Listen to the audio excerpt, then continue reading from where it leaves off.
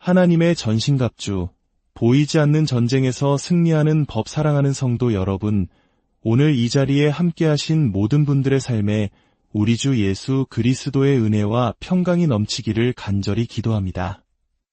말씀을 시작하기에 앞서 잠시 시간을 내어 구독과 좋아요를 눌러주시면 이 귀한 진리의 말씀이 더 많은 영혼에게 닿는 선한 일에 동참하시게 됩니다.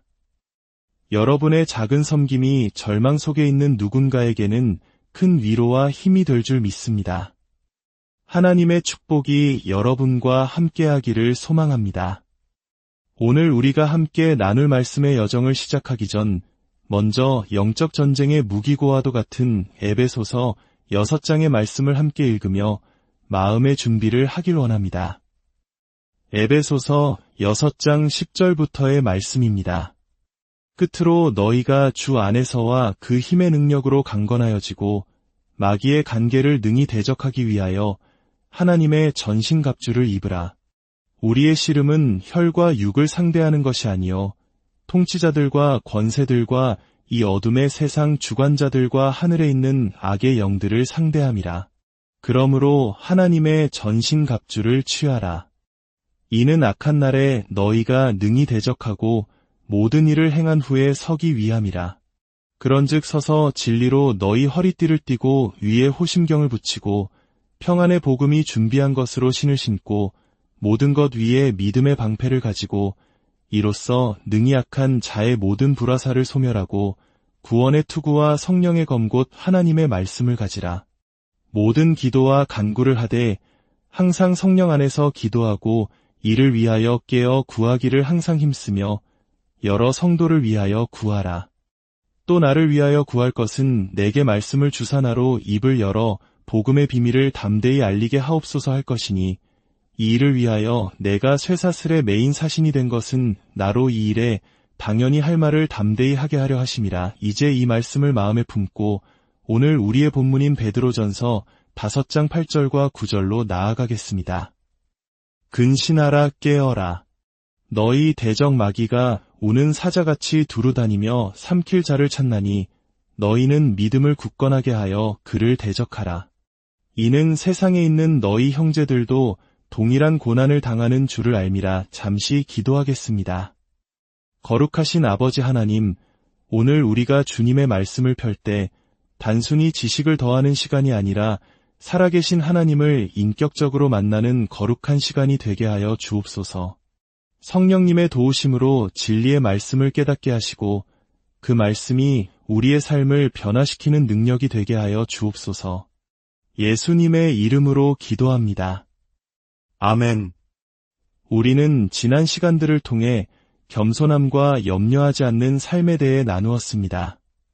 모든 염려를 주님께 맡기고 그분 앞에서 스스로를 낮추는 은혜를 구해야 함을 배웠습니다. 오늘은 그 연장선에서 우리가 마주하는 역경이라는 주제, 특히 그 역경의 배후에 있는 영적 실체에 대해 깊이 들여다보고자 합니다. 오늘 본문은 짧지만 그 안에는 우리 신앙 여정의 핵심적인 진리가 담겨 있습니다.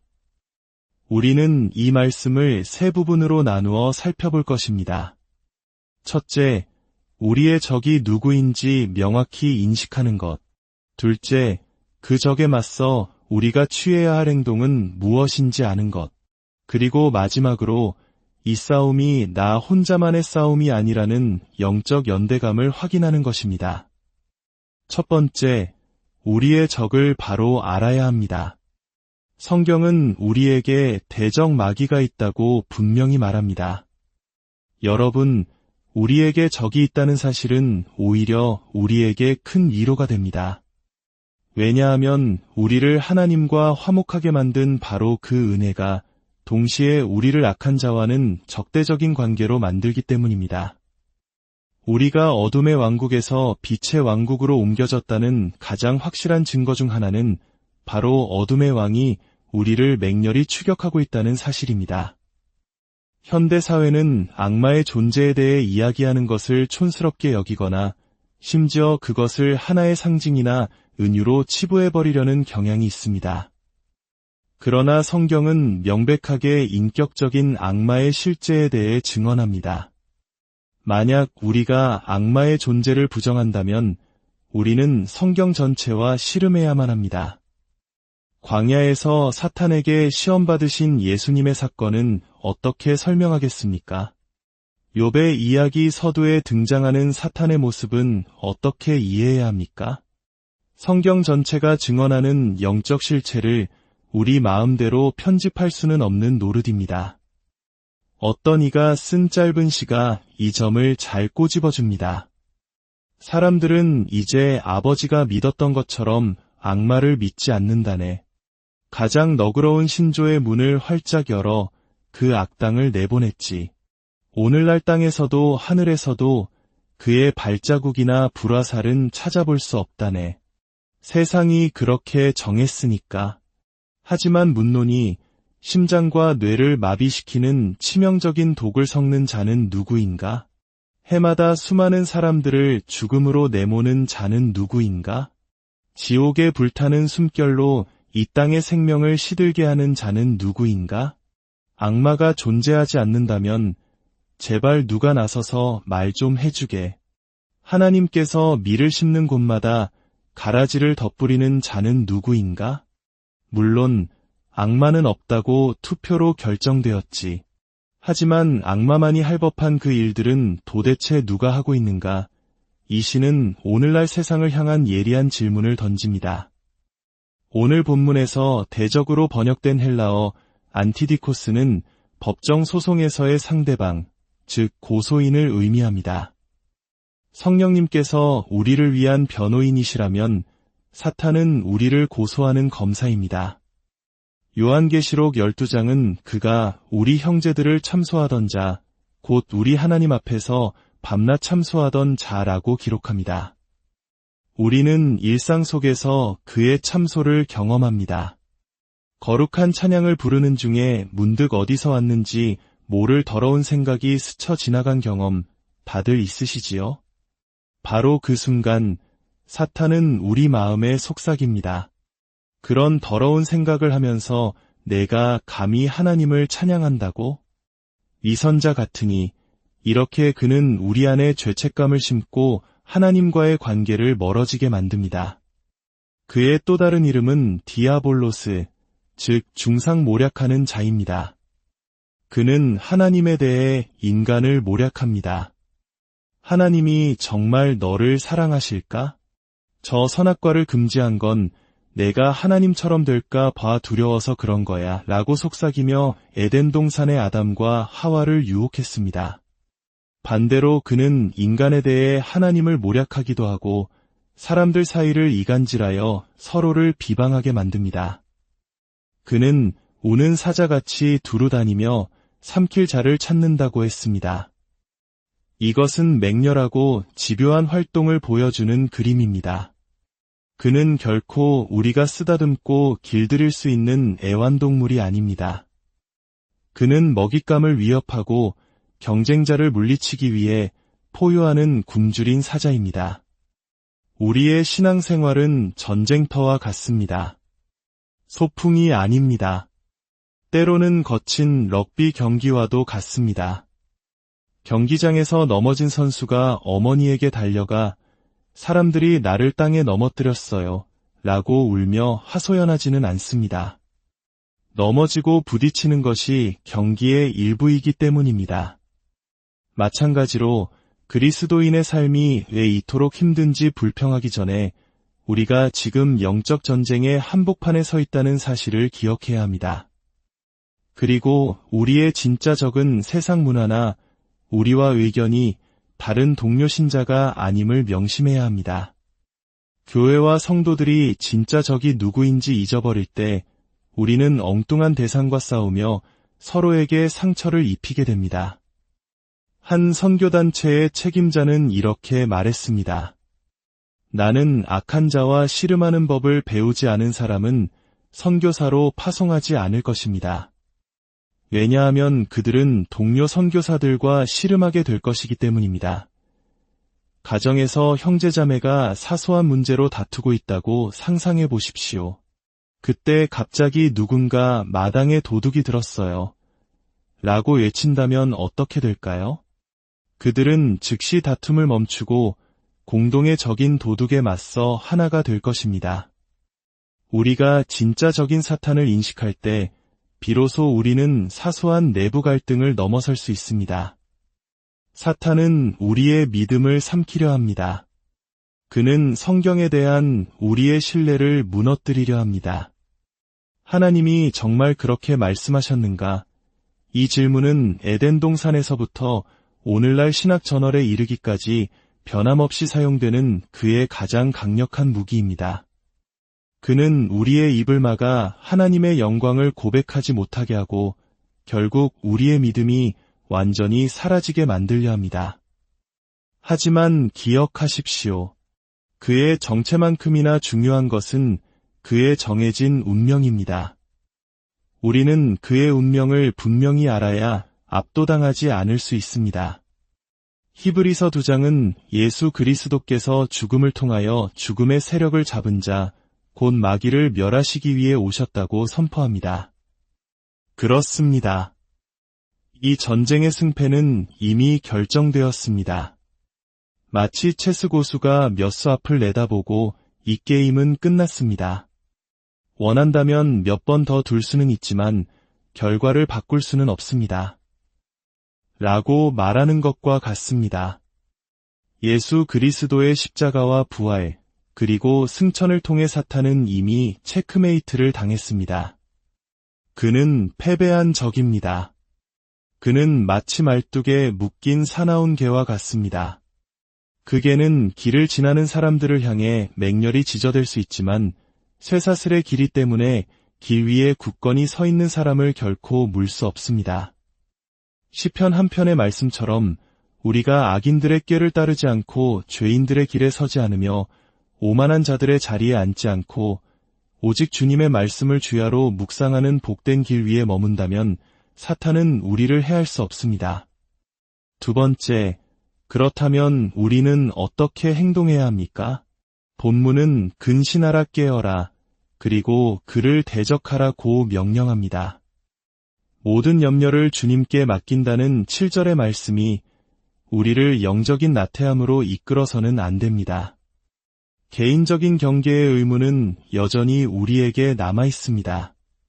우리가 게으르고 무방비하며 나태해지는 순간 우리는 즉시 위험지대로 들어서는 것입니다.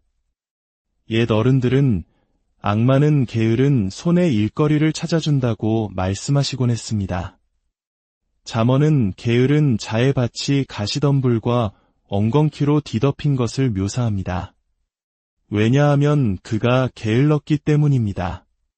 영적인 삶도 마찬가지입니다. 깨어있지 않으면 우리의 마음밭은 온갖 잡초로 무성해질 것입니다. 한 항구 도시의 목사님이 선원들에게 복음을 전했습니다. 선원들은 목사님처럼 안전한 곳에 계신히 깨어있으라고 쉽게 말할 수 있는 겁니다. 우리처럼 거친 세상의 파도 속에서는 그저 휩쓸려 갈 수밖에 없을 때가 많습니다. 라고 불평했습니다. 그러자 목사님은 항구를 가리키며 말했습니다. 저 배들을 보시오. 똑같은 바람이 부는데 한 배는 동쪽으로 가고 다른 배는 서쪽으로 가는구려. 배가 어디로 갈지를 결정하는 것은 폭풍이 아니라 돛을 어떻게 다느냐에 달려있소. 그렇습니다. 베드로는 우리에게 영적인 돛을 제대로 달라고 말하는 것입니다. 우리 삶의 방향을 결정하는 것은 외부의 환경이 아니라 그 환경에 반응하는 우리의 영적 태도입니다. 우리는 성적인 부도덕, 우상숭배, 거짓교리, 부에 대한 탐욕으로부터는 도망치라는 명령을 받았습니다. 그러나 성경은 단 한 번도 사탄에게서 도망치라고 말하지 않습니다. 대신 마귀를 대적하라고 명령합니다. 우리는 어떻게 대적합니까? 믿음을 굳건하게 하여 대적하라고 했습니다. 여기서 말하는 믿음은 막연한 긍정적 감정이 아닙니다. 이것은 그 믿음, 즉 우리가 고백하는 기독교 진리의 총체, 우리의 신학을 의미합니다. 사탄이 우리의 내면의 죄책감을 들추며 절망으로 몰아넣을 때 우리는 어떻게 해야 합니까? 그래, 나는 부족해. 하지만 월요일부터 더 잘해볼 거야 라고 다짐하는 것이 답이 아닙니다. 그것은 자기 위에 기댄 헛된 노력일 뿐입니다. 사탄의 참소에 대한 유일한 대답은 오직 예수 그리스도입니다. 우리는 사탄을 향해 이렇게 선포해야 합니다. 내 말이 맞다. 나는 죄인이다. 그러나 나의 모든 죄를 위해 십자가에서 죽으신 예수 그리스도를 보라. 나는 그분 안에 있다. 이 게임은 이미 끝났다. 너는 지옥으로 돌아가라. 우리의 의가 되시는 예수님을 내세울 때 사탄은 물러갈 수밖에 없습니다. 예수님께서 광야에서 시험 받으실 때 기록되었으되라고 말씀으로 사탄을 물리치셨던 것처럼 우리도 성령의 검, 곧 하나님의 말씀으로 싸워야 합니다. 마지막으로 우리는 이 싸움에서 결코 혼자가 아니라는 사실을 기억해야 합니다. 본문은 말합니다. 이는 세상에 있는 너희 형제들도 동일한 고난을 당하는 줄을 알미라. 이 말씀은 우리에게 엄청난 위로와 힘을 줍니다. 지금 이 순간에도 북한의 지하교회 성도들을 비롯한 전 세계의 수많은 형제자매들이 우리보다 훨씬 더 치열하게 악한 자의 공격에 맞서 싸우고 있습니다. 그들의 고난을 생각할 때 우리의 작은 어려움 앞에서 불평할 수만은 없습니다. 교회 역사는 믿음의 선배들이 어떻게 이 싸움을 싸워냈는지 보여주는 증거로 가득합니다. 서머나 교회의 감독이었던 폴리캅은 로마 총독 앞에서 황제에게 분향하고 그리스도를 저주하라는 명령을 받았습니다. 그때 그는 이렇게 대답했습니다. 나는 86년간 그분을 섬겨왔지만 그분은 한 번도 나를 부당하게 대하신 적이 없소. 나를 구원하신 나의 왕을 내가 어찌 모독할 수 있겠소. 그는 결국 화형대에서 순교했습니다. 1729년 마리 디랑이라는 15세 소녀는 개신교 신앙을 포기하지 않았다는 이유로 프랑스 남부의 한 탑에 38년간 갇혔습니다. 그녀는 신앙을 버리면 자유를 주겠다는 모든 제안을 거절했습니다. 절망과 자살과 배교의 유혹에 맞서 싸우며 그곳에서 버텼습니다. 오늘날에도 그 탑에 가면 바닥돌의 그녀와 동료들이 새긴 단 하나의 단어를 볼 수 있습니다. 저항하라, 그렇습니다. 믿음의 선배들은 우리에게 저항하는 법을 보여주었습니다. 이제 그 바통은 우리에게 넘어왔습니다. 영국의 마가렛 대처 총리가 포클랜드 전쟁을 치를 때의 일화로 말씀을 맺고자 합니다. 아르헨티나가 영국령 포클랜드 섬을 점령하자 대처는 즉시 군함을 파견했습니다. 그런데 그녀가 가장 먼저 한 일 중 하나는 영국 공군기를 보내 포클랜드에 있는 영국군 활주로를 폭파시킨 것이었습니다. 아군의 활주로를 스스로 폭파하다니 이상하지 않습니까? 그 이유는 단 하나였습니다. 적군 비행기가 그곳에 착륙하지 못하게 하기 위함이었습니다. 영적 전쟁에서도 마찬가지입니다. 우리 각자에게는 사탄이 너무나도 쉽게 착륙할 수 있는 약점이라는 활주로가 있습니다. 그것은 게으름일 수도 있고 음란함일 수도 있으며 교만이나 시기심일 수도 있습니다. 악한 자와 싸우는 가장 실제적인 방법 중 하나는 바로 우리 안에 그 활주로들을 과감하게 폭파해버리는 것입니다. 사탄이 틈탈 여지를 주지 않는 것입니다. 하나님께서 우리의 연약함을 아십니다. 우리도 스스로의 연약함을 인정하고 그 착륙 지점들을 하나님의 은혜로 과감히 제거해야 합니다. 사랑하는 성도 여러분, 우리는 보이지 않는 전쟁터에 살고 있습니다. 그러나 두려워하지 마십시오. 우리의 대적은 이미 패배한 적이며 우리에게는 하나님의 전신갑주와 성령의 검, 그리고 전 세계의 형제자매라는 든든한 동역자들이 있습니다. 깨어 근신하고 믿음 위에 굳게 서서 담대히 대적하십시오. 승리는 이미 우리 주 예수 그리스도 안에서 우리의 것입니다. 함께 기도하겠습니다. 하나님 아버지, 오늘 말씀을 통해 영적 전쟁의 실체와 승리의 비결을 가르쳐 주시니 감사합니다. 사탄의 존재를 무시하는 어리석음과 그에게 지나치게 집착하는 두려움에서 우리를 구하여 주옵소서. 오직 십자가에서 모든 것을 이루신 예수 그리스도의 승리를 굳게 붙들게 하옵소서. 우리 안에 연약함이라는 활주로를 성령의 능력으로 폭파할 용기를 주시고 날마다 깨어 기도하며 말씀의 검으로 무장하여 이 싸움에서 승리하는 모든 성도들이 되게 하여 주옵소서. 우리와 동일한 싸움을 싸우고 있는 전 세계의 형제자매들을 기억하며 함께 기도하게 하시고 마침내 주님 앞에 서는 그날까지 믿음의 선한 싸움을 다하게 하옵소서. 우리를 구원하신 주님, 예수 그리스도의 이름으로